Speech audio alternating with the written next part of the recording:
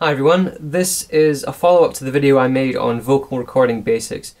This one is going to focus on vocal editing and mixing using Logic because that's what I use, and as the example that I'm going to be using, I am going to be looking at the song Gone Again from Once in Exile.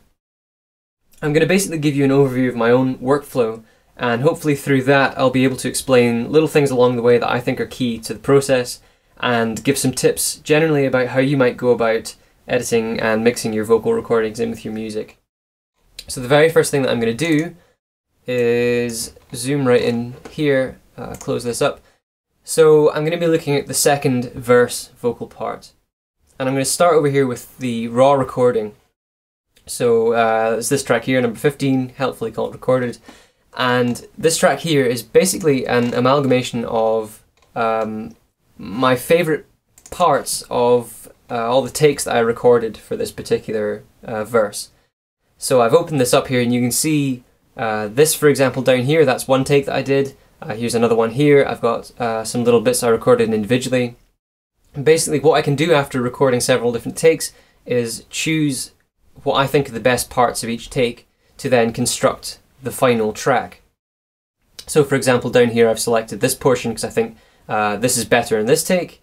And then I've chosen this part of this take because I think that's better than this take, and so on, and as I say, I can construct the final track from that.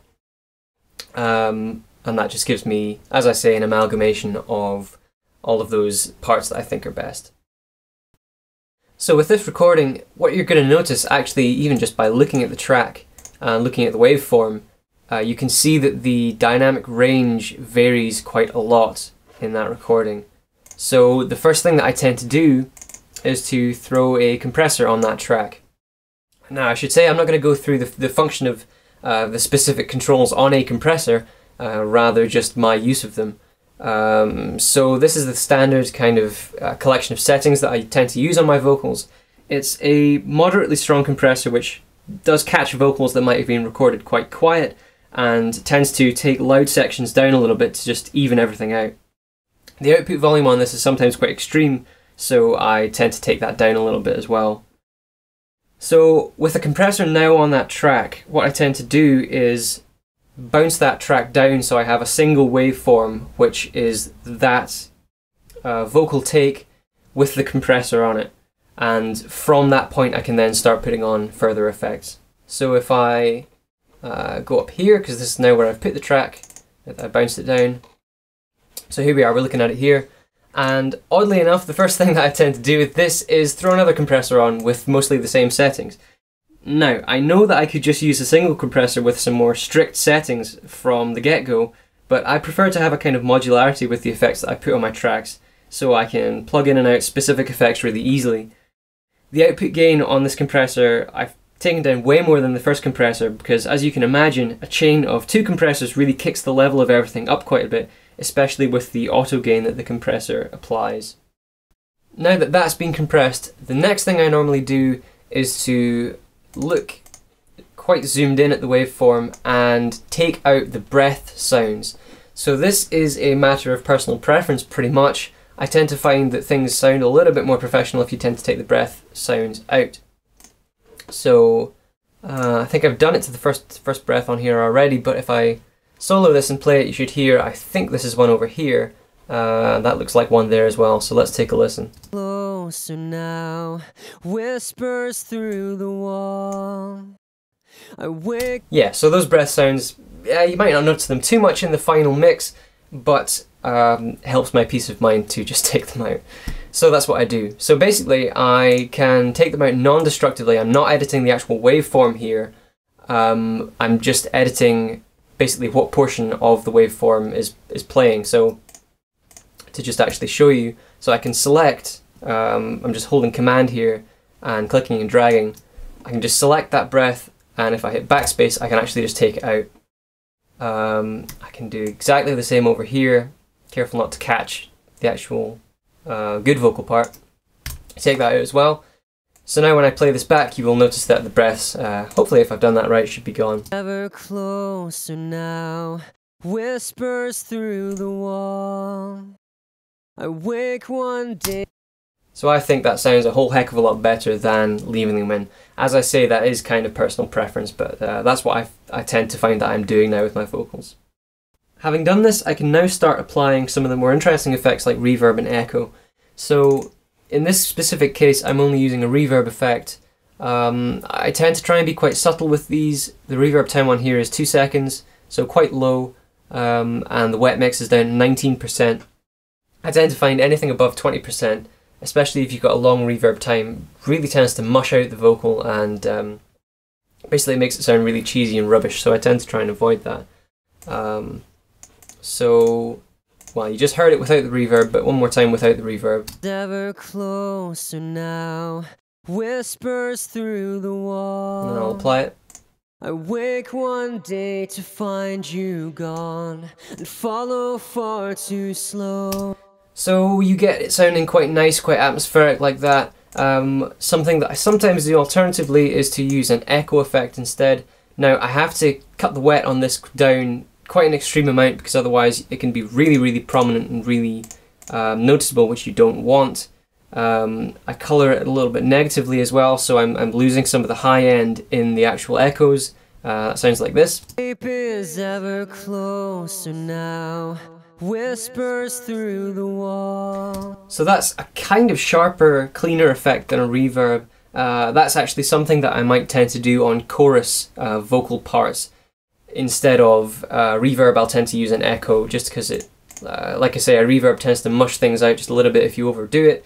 It's harder to overdo it with an echo, I found in my experience.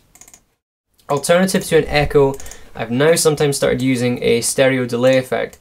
So this is basically like applying a different echo to the left and the right channel. So in this case, you see the left channel has an echo on the 8th notes, and the right channel on the 16th notes, even though they're both at the same level. This creates a nice kind of stereo depth to the sound when you apply this. Is ever closer now, whisper. Something I'll tend to do with stereo delays as well is to avoid the S's being included in those echoes. I will sometimes cut down the high end cutoff of the frequencies and the EQ going on there, so I'll hopefully lose some of those S's because those are high frequency sounds, and because those S's can create quite a distraction actually in the final vocal if you leave them in. So I tend to try and cut them down by reducing the high cut just there. Now I might have multiple tracks that I actually want to apply the same effects to, and you can kind of see that in this case because I've got most of the verse vocal going on here fine in one track, and then I've got a portion at the end which you can see, if I compare these tracks, I slap the reverb back on there, the main vocal just has a reverb, but then I've got a reverb and an echo just on that final vocal part. But I want to apply the same EQ to both tracks.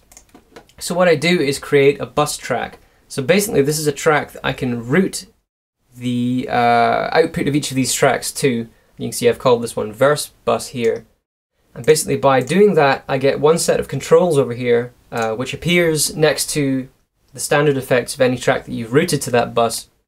And basically any effects that I put on here will be applied to both of the tracks, or however many tracks that I'm routing through here after they've had their own effects applied to them.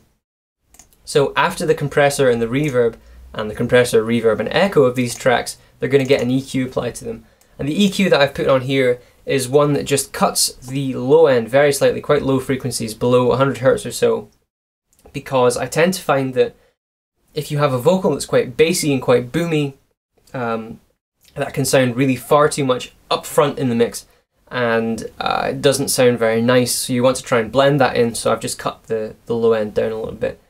It looks like I've also raised the low mids a tiny, sort of negligible little bit here. I have no idea why, but I'm sure there was a good reason when I did it. So I've looked at verse vocals. It's actually very similar for chorus vocals, except I might have more compression on those tracks.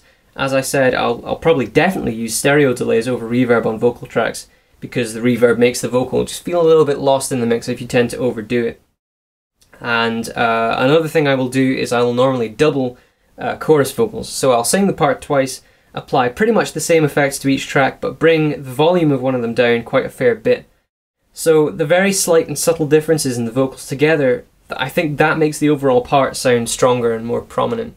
And you can kind of try and emulate this if you put, for example, a chorus effect on there, or there's an ensemble effect.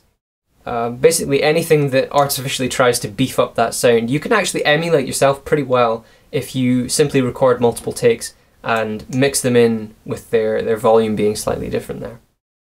So that's my video on editing and mixing your vocals in. I really hope this has been helpful in some way. If it has been, please do leave a comment and let me know. It's kind of the first time that I'm doing some of these videos in this sort of style. And I hope that gives you a kind of insight again into my process a little bit. Hopefully you can apply some of this stuff to your own music for your benefit. So thanks for watching, and I will be back again soon with another video, so stay tuned.